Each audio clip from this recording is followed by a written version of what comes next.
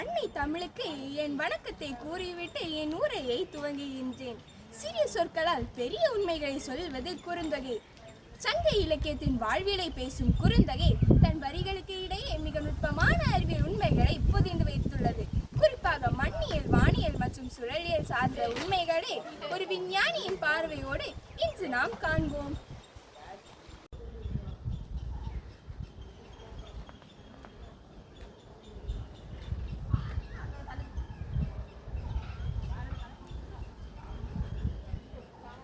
குறுந்தொகையின் மிக புகழ்பெற்ற செம்புல பேல்நீரார் பாடல் ஒரு உன்னதமான அறிவியல் பாடமாகும்.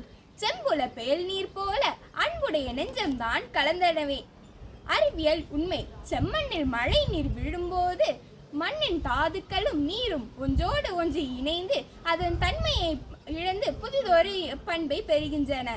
வேதியியலில் இதனை பரவல் மற்றும் ஒருபடித்தான கலவை என்று அழைக்கின்றன.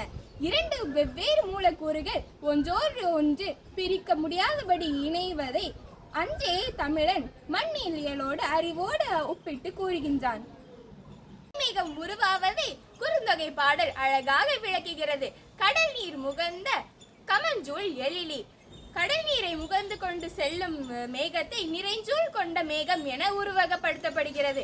கடல் நீர் ஆவியாகி மேகமாகி பின்னர் மழையாக பொழியும் நீர் சுழற்சியை அறிவியல் உலகம் கண்டறிவதற்கு முன்பே குறுந்தொகையின் தமிழன் கண்டறிந்து விட்டான். குறுந்தொகையில் பறவைகள் மற்றும் பூச்சிகளின் ஒலிகளை குறித்து மிக நுட்பமான பதிவுகள் உள்ளன. பள்ளி சொல்லும் நிமித்தம் பள்ளி எழுப்பும் ஒளியை வைத்து அதன் சூழலை தமிழர் கணித்தனர். விலங்குகளின் நடத்தையை பற்றி குறுந்தொகையில் வரும் யானை, குரங்கு மற்றும் பறவைகளின் வர்ணனைகள் ஒரு உயிராளரின் நேரடி உற்று நோக்கல் போலவே பதிவிட்டுள்ளது. மீன்களையும் கோள்களையும் கண்டு திசை அறிவது தமிழர்கள் கைவந்த கலையாக கருதினர். இரவு நேரத்தில் பூக்கும் காந்தல் மலர்களையும் விண்களையும் வைத்து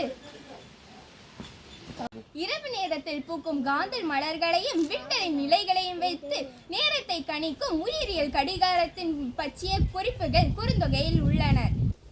குறுந்தொகை என்பது வெறும் 4 மற்றும் 8 வரிகள் கொண்ட பாடல்கள் அல்ல, அவை அறிவியலின் சுருக்கங்களாகும். அன்பு நண்பர்களே, குறுந்தொகையை பயில்வோம், தமிழை முழங்குவோம். மலை என்பது கன்னியாகுமரியில் அமைந்துள்ள 830 அடி உயரமுள்ள புனித மலையாகும்.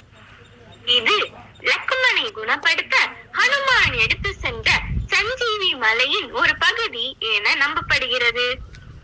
மேற்கு தொடர்ச்சி மலைத்தொடரின் தெற்கு துவாரமாக விளங்கும் இந்த மலை அதன் மருத்துவ மூலிகைகள் மற்றும் ராமாயணம் தொடர்புடைய புராண கதைகளால் புகழ் பெற்றது. அகத்தியர் போன்ற முனிவர்களின் தவம், புனிதம், ஈட்டங்கள், ஐயாவளி வழிபாடு மற்றும் நாராயண குருவின் தியானம் ஆகியவற்றுடன் இது தொடர்புடையது. இன்றைக்கு கடற்கரை மற்றும் மணக்குடி ஏரியின் அழகிய காட்சிகளை வழங்கும் பிரபலமான நடைப்பயண இடமாக உள்ளது.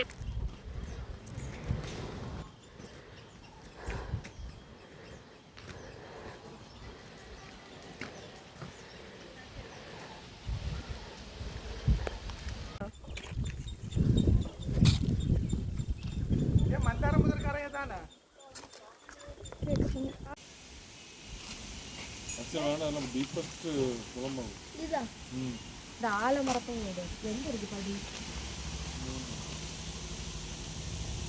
ஒருவேளை இதா இருக்குமோ? மருந்து வாழ் திருநாமம் ஆலயம். மீன் போடுது.